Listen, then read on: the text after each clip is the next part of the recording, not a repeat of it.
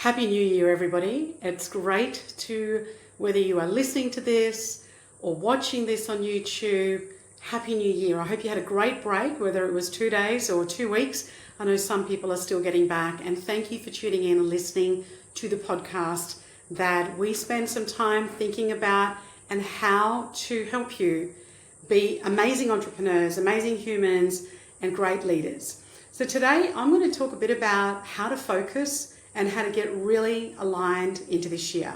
I also wanted to share with you that I read a lot of books, but over the break, I actually went back and re-listened, reread some of the books to get me focused for 2026. And the books that I read included The One Thing. The One Thing is fantastic, where it talks about being able to put other things aside, and if you could only achieve the one thing in this year, what would that one thing actually be? The other thing, the other book that I read was called Indistractable. It sold millions of copies. This is a book that I had read parts of and hadn't quite ever finished it. I went back and reread it, and it was outstanding. Just to be able to look at what it is, the things that distract us. What are the things that we lose time on, whether it's social media or our emails pinging us, and how can we become less distracted? And the other book I reread, which was the third time I'd read it, was Atomic Habits by James Clear. That book has always got new nuggets and new goals in it every time I go back to it. So anyway, if you've read some of those books, you might want to reread them. If you haven't, you might want to think about how you can read them to incorporate them into what you do. So today I want to talk about how to set goals and how to set your intentions for the year. And so one of the things that's important is getting clear about what it is that you want to get out of 2026. And you don't just want to come up with a list straight away. What you want to do is dedicate some time to it. So the practice that I have is that on the 1st of January, I sit down and I make a list of all the different things that I've actually want to achieve. And I look at them in the areas that I'm really passionate about. So this year, my business in terms of what some of the goals are, my family, and I've also got some things around my health and some of the changes that I want to make. And I shared in one of the episodes last year that last year I had a bit of a health scare, and that started a trajectory of taking some of my things that I do well on health, but wanting to improve it at even a greater level. So I set 10 goals in each of those areas. So I end up with 30 goals just in the 3 areas I really want to master and focus on. I've spoken that about in a few different other podcasts, but I speak about that on stage. And I just think it's so important that we get clear about that. The other thing I do is once I've got my 30 to 50 goals written down, I've actually got 50 goals written down for this year, I make sure that they're smart. You probably have heard of this acronym a million times, but it's specific, measurable, achievable, realistic, and in a time frame. And my time frame is the 12 months, but then I break each of those goals down, especially in those top 3 areas I want to master, into 90-day goals or 3-month objectives.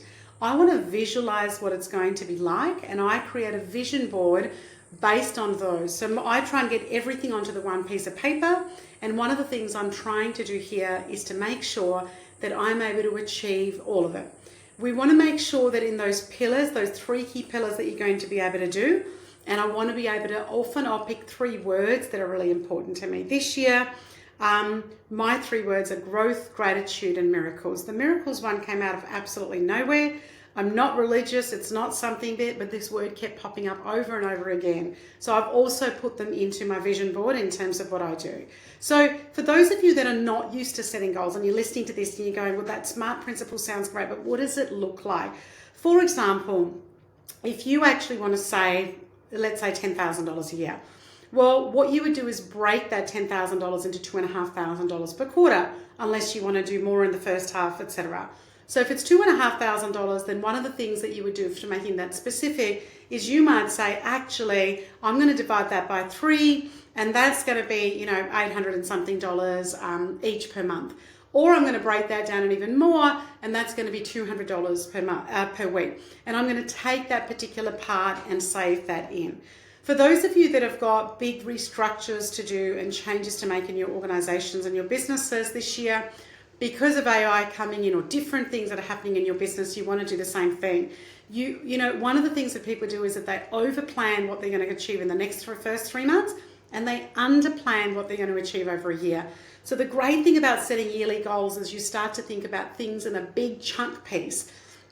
in a big year, and then how you actually break that down into the other things. Some of the other conversations I started to have with some client and entrepreneurs towards the end of last year was that there were starting to be people that were talking about the fact that they weren't getting along with their business partner. They were having some trouble with the employee that has been their star employee. I also spoke to a couple of clients that had one of their star employees leave. And so what do you actually do? How do you do things differently in 2026? One of the things I wanted to speak to you about is the fact that it's really important. I mean, you can do this anytime. We want to be talking about our values and what's really important to us all the time. But the key important things in terms of what we do is that we want to be able to re-clarify values when we start the year. You know, are my values that I've held on to for 17 years or whatever it may be, do they still hold true? Do one of those need a bit of shifting, or is there a new value that's emerged around that? For me, when I went through this exercise, one of the value that emerged around it that I used to have years ago was abundance. So this year I really want to have that value of abundance in some of the things that I do. And so I've got that written down in terms of the value that I want to be able to create. So as you're setting your goals, what you want to do is you want to be able to sit down and make the goals for what you want to achieve over your 12 months. You want to break that down into quarterlies, but then you ideally want to break them down into weekly actions. What does that mean for you? What are you going to do and how are you going to make that work? I hope that makes sense. I look forward to bringing guests to you, content to you that's going to continue to create some value for you. And if you've got any questions or any ideas, I would love to be able to hear from you. Thank you so much for tuning in. Here's to an amazing 2026 ahead. Let's go.